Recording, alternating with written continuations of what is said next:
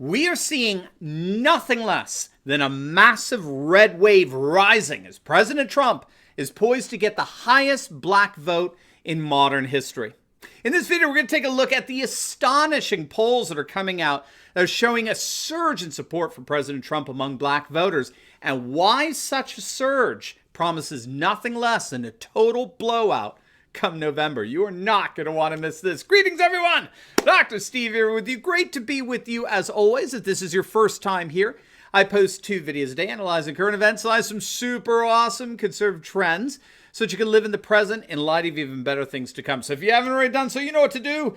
Make sure you smack that bell and subscribe button. It'd be an absolute privilege to have you as a regular part of this channel, where each and every day we together get to celebrate, yes, the inevitable collapse of left-wing globalism and the unstoppable rise of a new conservative age. But first, there is one diet that athletes, celebrities, and high performers are swearing by, and I'm sure you've all heard it by now. It's called keto, right? Keto is being praised around the world because it's wildly effective at boosting metabolism, elevating energy, and enhancing mental focus. But for many, it is an extremely difficult diet to follow. Some experts agree it isn't even sustainable in the first place because it requires cutting out delicious carbs like bread and pasta and fruit. Now, if you want the benefits of elevated ketone levels but without having to actually do the difficult parts of the keto diet, then you will definitely want Keto Elevate. It's specifically designed to help quickly and efficiently raise your ketone levels so you can reap the benefits of the keto diet lifestyle without all of the restrictions. I use it myself. I put it in my coffee every single morning. It tastes great. It curbs my appetite for hours. I love it. Now, if you click on that link below, you can get your very first shipment of Keto Elevate on its way to you right now and get a whopping 51% off and free shipping, U.S. shipping to boot. That's right, 51% off the regular price. So don't wait. Click on that link below and reap the rewards that Keto Elevate can bring to your life right now.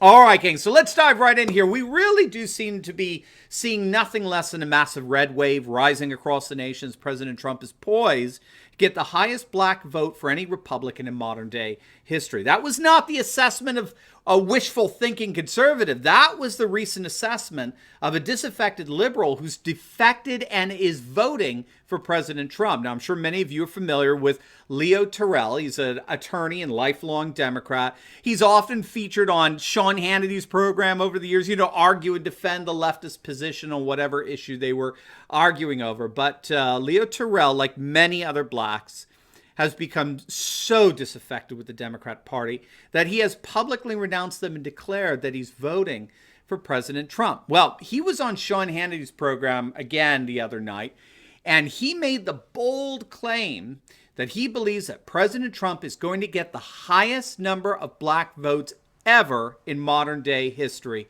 for a Republican. He was joined on Hannity's show by Baltimore Republican congressional candidate Kimberly Klasic. You may have seen her. She's a young black woman. She's absolutely taking the world by storm. She's made a campaign commercial that lists out all the ways the city of Baltimore has been degenerating over the last several decades, like the fact that 13 public schools in the city don't have a single student, not one, that's proficient in math. And she lays the blame squarely at the feet of the Democrat Party. The Democrats have had a single-party monopoly over the city of Baltimore for decades. And rather than take responsibility for such failure, rather than own up to it, they consistently pass the buck and blame systemic racism and all other kinds of nonsense like that. So she's absolutely on fire. Her campaign commercial's gone viral. She is a new star of the rising star of the Republican Party, and she does indeed appear to be the face of a new conservative generation of blacks that are rising up and defecting in droves from the Democrat Party. Trump's criminal justice reforms that Democrats haven't come near to of late. His criminal justice reforms, his support for HBCUs, historic black colleges and universities, where he signed into law a permanent provision of $250,000 a year to the nation's HBCUs. I mean, these are resonating big time with black voters. They care very much about that. And we're seeing that in the polls. The latest Emerson College poll that just came out shows Trump with a massive surge among black voters.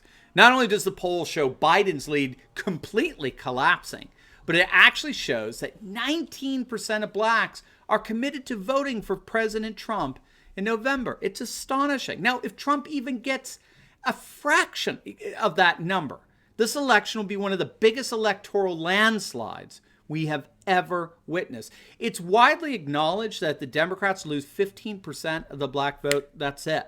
They'll be a permanent minority party. They really are that fragile.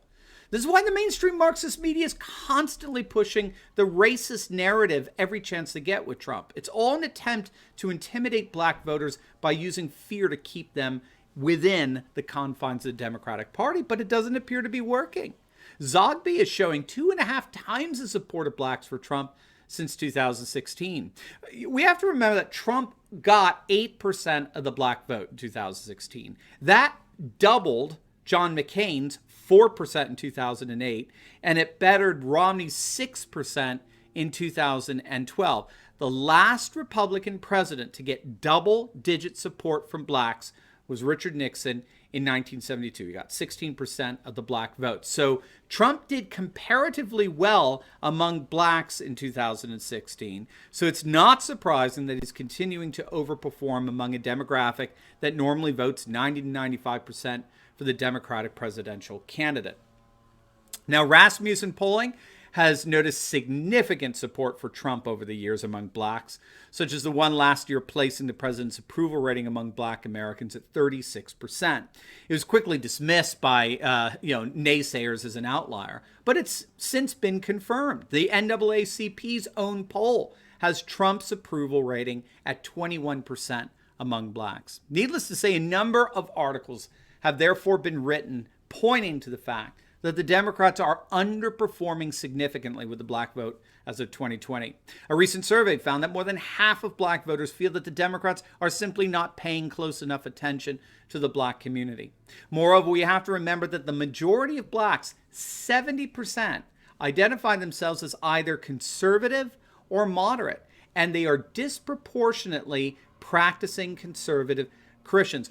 Along that vein, let me make sure you know about our special offer that we've got from my book, The Return of Christendom, where I detail all the data and statistics and indicators that show nothing less than a new conservative Christian majority emerging throughout the United States and Europe. This is going to make your day. And it's already transforming the world map into a more nationalist, populist, and traditionalist world. And if you click on the link below in the comments section of this video here, we're offering for a limited time at a 50% discount. So I think you're going to find that this explains precisely why we're seeing more and more conservative Christian blacks turning to the political right. So make sure to click on that link below today and take advantage of that 50% offer. It's just a limited time.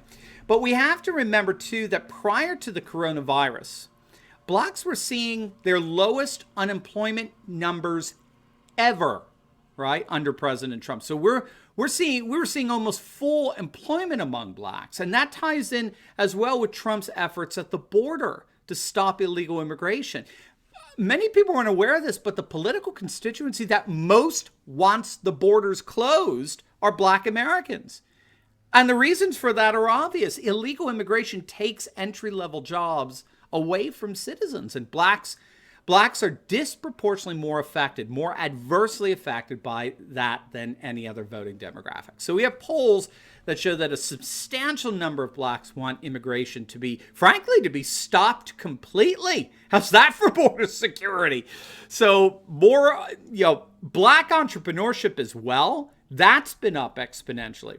According to the 2018 Small Business Trend Survey, which tracks the status of minority-owned businesses in the United States, black-owned small businesses, get this, grew by an astonishing 400% in just 1 year alone between 2017 and 2018. In fact, after surveying more than 2,600 business owners, the study found that 45%, nearly half of all small businesses in the nation, were owned by minority ethnic groups in 2018. Now, you compare that to 3 years ago, prior to that in 2015, and you'll get an idea of how actually utterly astonishing that percentage is. Back in 2015, just 3 years prior, the percentage of businesses owned by minority ethnic groups was just 15%. So that percentage has grown by an astonishing 300% in just those 3 years alone. But of course, The most dramatic constituent of this growth has been black business ownership, which now accounts for nearly 20% of all businesses owned in the United States, even though blacks are just 13% of the population. Very entrepreneurial. So you have prison reform passed by Trump. You've got record low unemployment among blacks. You've got his commitment to border security. You have a massive surge in black entrepreneurship under Trump. You have conservative Christian values being promoted and defended. And then on top of all that, you have the rise of a number of very prominent black conservatives, of course, like Kanye West and Candace Owens and Leah Terrell and Senator Tim Scott of South Carolina and Ben Carson. And what they all represent is an increasing dissatisfaction and disillusionment with the Democrats that's been surging among blacks for the last several years. So, for example, when it comes to the whole insane BLM demand to defund and abolish the police. Now, I don't know if you've seen this, but according to the latest Gallup poll, get this, 81% of black people want the police presence to remain the same or even increased in their neighborhoods. 81% of black people are diametrically opposed to the defund and disband nonsense being pushed right now by the far left wing of the Democrat Party, a far left position that even Biden has tepidly embraced. But blacks want nothing to do with this, and they're increasingly put off by Biden and his continuous gaffes that lend credence to the notion that white liberal Democrats take the black vote for granted. They don't so much care about blacks as much as they care about black votes. And nothing brought that home more than Joe Biden's, "if you don't vote for me, you ain't black" comment, right? You remember several weeks back, right, when Biden made the comment. The actual interviewer who conducted the interview with him when he made that ridiculous gaffe, a fellow by the name of Charlemagne the God, he quickly threw Biden under the bus, tweeting out that Joe Biden is part of a racist system that needs to be dismantled and rebuilt. So as far as this young black leader is concerned, Biden is actually an intricate part of a racist system in the United States. And then, after Biden claimed that the NAACP, the National Association for the Advancement of Colored People, had actually endorsed him every time he ran for office, the NAACP actually had to come out and dispute Biden's claim. They issued a statement pushing back on Biden's claim. They stated the group never endorses any political candidate. How's that? How's that for throwing Biden under the bus? So not only did he make what many consider to be a ridiculously offensive remark, but he lied too. He patently lied, according to the NAACP. Then you have Black Entertainment Television founder Robert Johnson coming out and saying, and this is straight a quote, Joe Biden should spend the rest of his campaign apologizing to every black person he meets. And with all of Biden's subsequent gaffes, like when he implied that there was no diversity of thought among blacks, right? Biden is clearly stepping in it over and over again here. Things really are shaping up to be an extraordinary night for President Trump on election night. We really do seem to be seeing a massive red wave in the making, and it is black voters who are ensuring that.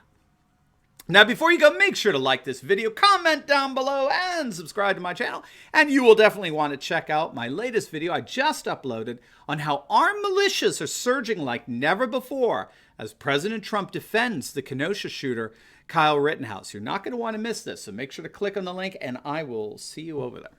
God bless.